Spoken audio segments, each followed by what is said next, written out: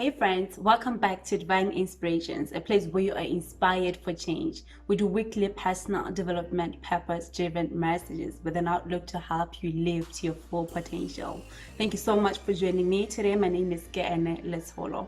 Well, it is that time of the year. Exams are coming closer and closer and closer. Your family, your friends, or people around you might be suggesting to you how to study and how not to study.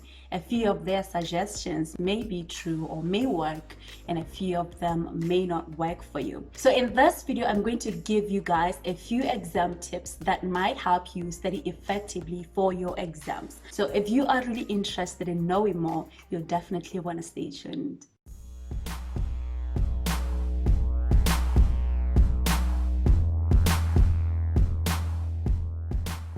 Welcome back to my channel, guys. See, I used to be a student and I'm still a student, and throughout my schooling academic lifetime, I've been performing to the best of my potential. I have kind of been a best in class student throughout, and obviously that had to stop somewhere. That's life. And I have also been a best student in some subjects or a top student in certain subjects. And guys, here with me I have like about 20 certificates of excellence and achievement. As you can see, I don't know if you can see all of them, but you can see that about 20 of them. And I've also, not that I'm bragging, I'm just saying, well, with this I think I kind of qualify to be talking to you. So I'm going to share with you guys a few of my exam preparation tips, and I just hope that this would be of help to you. So I am just a month away from my exam, guys. Like I have like literally 30 days or so to be sitting for my exams. I just hope whatever time you have left, this exam tips or some of them would be of help to you. First things first, you need to plan before you start. Every day I wake up, I plan my day. So even when it comes to your studies, guys, I so much believe that planning is very key. Make sure that you divide the time you have left with the number of subjects you are doing. With me this semester, I'm doing only 2 modules. So with 30 days left, I kind of divided the days with the 2 modules I'm doing. So which means roughly per each module, I have like 14 to 15 days to study. And so since one of my modules doesn't really require that much of a time, I kind of allocated 10 to the module and 20 days to this one. You just have to make your timetable your own style so that it suits the kind of learning style you are using. So similarly, if you have like 7 subjects and you have 30 days left, you want to make sure that you do the same thing. You divide the remaining time with the number of subjects you are doing, and maybe you might as well go further to kind of look at how much of the time is required by each of your subjects. You have to kind of say, this module is more challenging and therefore I'm going to allocate more days to it. Whatever fits you, just do you. Before I start my study session, I make sure that I take a few minutes to plan, like what are the things that I should be knowing at the end of the day, what should I achieve at the end of my study session. So this helps you have like a target goal. It's more like you are focused, you know what you're supposed to be studying, and at the end of your study session you should be knowing such. So normally when I plan for my general study table, it takes me roughly 30 minutes to an hour. It might seem like a lot of time, guys, but it's definitely worth it. And the second thing you want to do is to study in small chunks. A lot of us have this habit of studying for long hours, like 3, 4, 5, 6 hours. That's not healthy at all. Scientifically, they say the average concentration span of a person is roughly an hour to 2 hours. So which means you are likely to be more productive within the first to the second hour. So every hour after that, you might be reading and you might be thinking that you are understanding, while in actual fact your brain is not really storing the information or retrieving the information you are trying to save. So make sure that you study in small chunks, preferably 25 to 30 minutes. You can do 25 to 30 minutes, then you take a break, like a 5 minutes break or something, then you also continue for 25 to 30 minutes. So that way your brain tends to retain information much better. So this one is quite interesting because for some time throughout my schooling life, guys, I've tried this thing out, like studying at night. So this one didn't really work for me personally. Studying at night has never worked for me. I remember like for a month or so, normally people say you need to do it repeatedly so that your body kind of get used to it, which is quite true. But I tried that for like a month to two. It didn't work out. Like I would wake up at like 2 a.m. or 3 a.m. Then I would study, and then 6 a.m. I prepare myself for school. While I'm at school the whole day, I'll be just thinking, when will I just get home and sleep?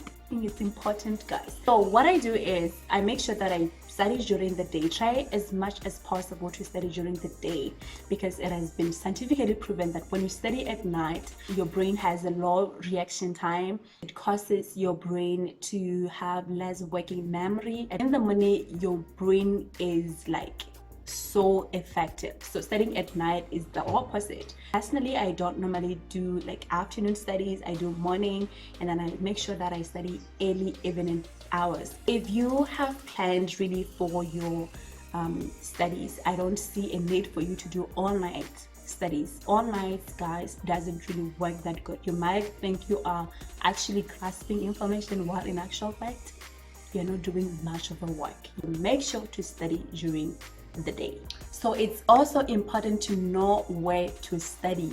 Like in most cases, especially when it's winter, we have this habit of studying while on our beds. Beds are meant for sleeping, you guys. You have to make sure that you have a table and a chair. This way it improves your posture. So make sure to use a table and a chair rather than your bed, because eventually you're gonna sleep. So you want to make sure that before you start studying, you have every resource you need for studying, your pencils, everything. Check this out. Now you want to make sure that before you start studying, you have everything you need with you. There's my notebook, my textbook, my ruler, my stapler in case I need it, sticky papers, my highlighter, my pen, black and a blue one, my pencil.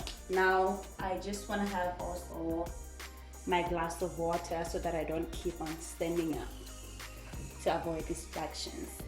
So another tip is to use flashcards.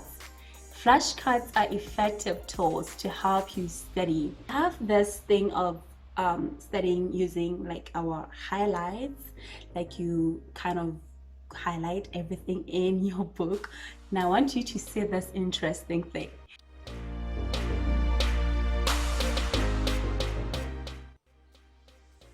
So the more you highlight your book, you're just causing attention, because your brain cannot connect all of the statements highlighted. I'm not saying you shouldn't use a highlighter. I use it. So when you use it, make sure that you kind of highlight the most important stuff, like the most important concepts.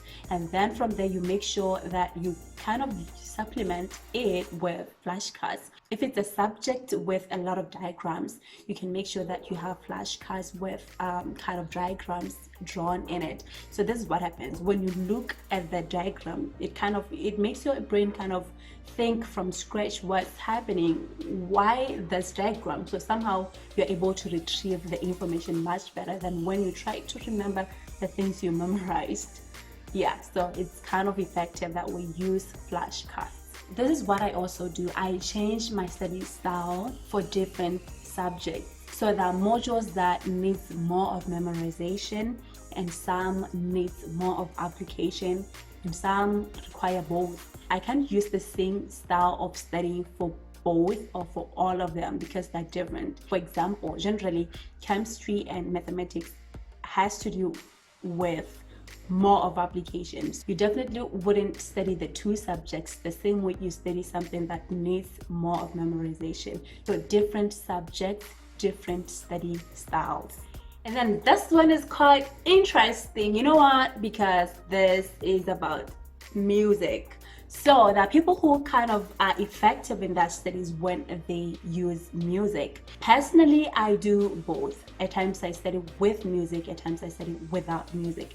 But mostly, almost 90% of the time, I study without music. I normally use music in subjects or modules that has to do more with numbers. So if music really works for you, then I don't see why not. What's key here is the type of music you are using. You wanna not use your favorite kind of music, because this is gonna distract you. You're gonna sing along or dance along or do something along.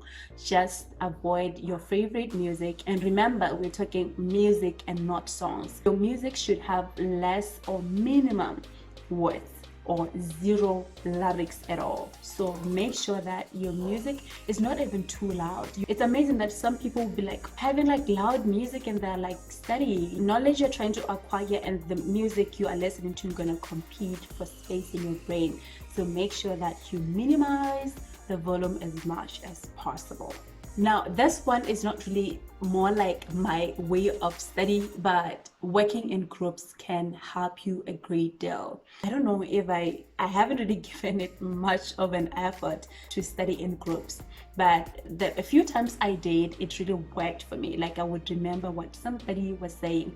So there will be illustrations, people would kind of explain the way they understand concepts, and you would similarly do the same thing. The more you do that, the more you teach something to somebody, you are able to kind of remember. So it's important, and at times it's effective to study in groups, but take precaution. Don't study with stressful people. I don't do stressful people because they just gonna, I mean, like an exam is mentally draining on its own. To have somebody stress you up isn't gonna do you good. So make sure that you avoid stressful people. Another important, very crucial thing is to put away your phone and study. This is just a season. You are just in a period of writing your exams. You need to sacrifice as much as possible. Avoid a situation where while you're studying, you're having a call. While you're studying, you're having a text. You're going to be tempted to talk and to chat and to go through your Facebook and everything else. I'm talking about this situation.